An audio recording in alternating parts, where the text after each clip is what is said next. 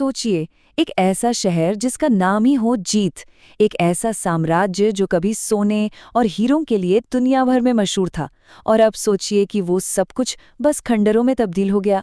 आज हम उसी खोए हुए शहर विजयनगर की कहानी में उतरेंगे। ये जो विशाल खामोश पत्थर दिख रहे हैं ना, ये कभी एक जीते जागते धड़कते हुए साम्राज्य का दिल हुआ करते थे। आज ये अपने अंदर एक भूली बिसरी कहानी समेटे हुए हैं। ये सिर्फ पत्थर नहीं, बल्कि एक पूरी की पूरी सभ्यता के गवाह हैं जो वक्त की धूल में कहीं खो गई। और सबसे मजेदार बात पता है क्या है? इस जगह का नाम था विजयनगर, यानी विजय का शहर। कितना बड़ा कॉन्ट्रास्ट है ना? मतलब सोचिए, एक शहर जो जीत का प्रतीक था, आज अपनी हार की दास्तान सुना रहा है। तो बड़ा सवाल यही उठता है, आखिर ये शानदार शहर था क्या, और ऐसा तो क्या हो गया कि ये नक्शे से ही मिट गया। चलिए इस ऐतिहासिक पहेली को मिलकर सुलझाने की कोशिश करते हैं। तो इसकी कहानी शुरू कहाँ से होती है? इसकी खोज से। और ये किसी जासूसी कहानी से कम नहीं है, जहां इतिहासकारों ने छोटे छोटे सुरागों को जोड़कर एक पूरे साम्राज्य की तस्वीर फिर से खड़ी कर दी।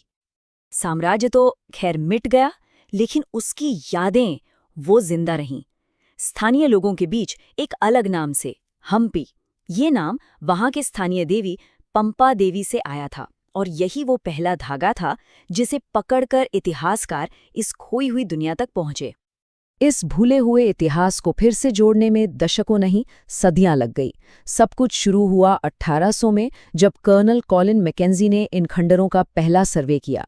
फिर 1836 से एक लंबा सिलसिला शुरू हुआ पत्थरों पर खुदी लिखावट को समझने का, और 1856 में पहली बार कैमरे ने इन शानदार खंडरों को दुनिया के लिए कैद किया। तो चलिए अब जरा टाइम में पीछे चलते हैं, उस दौर में जब ये खंडहर नहीं बल्कि एक सुनहरी सल्तनत हुआ करती थी। देखते हैं कि विजयनगर अपने स्वर्ण युग में अपने पीक पर कैसा दिखता था। आखिर दुनिया ने क्या खो दिया था? उस जमाने की पॉलिटिक्स को समझने का एक बहुत ही मजेदार तरीका है उनकी उपाधियां। ओडिशा के शासक खुद को गजपति कहते थे, मतलब हाथियों का स्वामी। दक्कन के सुल्तान अश्वपति कहलाते थे, यानी घोड़ों के स्वामी। लेकिन विजयनगर के शासकों ने खुद को कहा नरपति, यानी मनुष्यों का स्वामी। इससे साफ पता चलता है कि उनकी असली ताकत उनके लोग थे। और इस नरपति साम्राज्य के कह सकते हैं सबसे बड़े चेहरे थे कृष्णदेव राय। उनका राज 1509 से 1529 तक विजयनगर की ताकत और शान का शिखर माना जाता है। कृष्णदेव राय कमाल के रणनीतिकार थे। उन्होंने अपने पड़ोसियों उड़ीसा के शासकों और बीजापुर के सुल्तान को हराकर साम्राज्य को महफूज किया। लेकिन वो सिर्फ एक योद्धा नहीं थे, बल्कि एक महान निर्माता भी थे। उन्होंने शानदार मंदिर बनवाए और अपनी मां के नाम पर नागलपुरम जैसा खूबसूरत शहर भी बसाया। और कृष्णदेव राय की सोच कितनी आगे की थी, ये उनके अपने शब्दों से पता चलता है। वो जानते थे कि एक साम्राज्य की असली ताकत उसके व्यापार में होती है। उनका मानना था कि घोड़ों, हाथियों और कीमती रत्नों का खुला व्यापार ही राज्य को अमीर और मजबूत बनाएगा। अच्छा, अब जरा उस राजधानी शहर की बात करते हैं। ये सिर्फ एक शहर नहीं था, बल्कि इंजीनियरिंग का एक जीता जागता चमत्कार था। जब 16वीं सदी में एक पुर्तगाली यात्री डोमिंगो पेस यहाँ पहुंचा, तो पता है उसने क्या लिखा? उसने लिखा कि ये शहर रोम जितना बड़ा है और देखने में बेहद खूबसूरत है। सोचिए क्या नजारा रहा होगा। विजयनगर की जो डिफेंस स्ट्रेटेजी थी ना, वो किसी भी दूसरे शहर से एकदम अलग थी। यहाँ 7 दीवारों की किलेबंदी तो थी ही, पर असली कमाल इस बात में था कि इन दीवारों के अंदर क्या था। महलों और मंदिरों के साथ साथ खेत, जंगल और पानी के सोर्स भी सुरक्षित थे। मतलब ये एक ऐसा किला था जो घेराबंदी के दौरान अपना खाना पानी खुद उगा सकता था। लेकिन आक्रमणकारियों से भी बड़ा एक दुश्मन था, कुदरत। ये इलाका प्रायद्वीप के सबसे सूखे इलाकों में से एक है।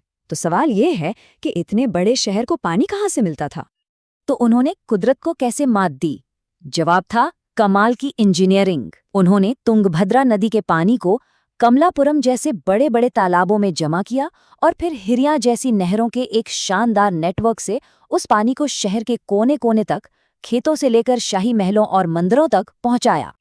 और इन प्रोजेक्ट्स का स्केल कितना बड़ा था, इसका अंदाजा आप इस बात से लगाइए कि एक विदेशी यात्री ने सिर्फ एक तालाब को बनाने में करीब 20,000 मजदूरों को चींटियों की तरह काम करते देखा था। ये दिखाता है कि ये साम्राज्य कितने बड़े पैमाने पर सोचता और काम करता था।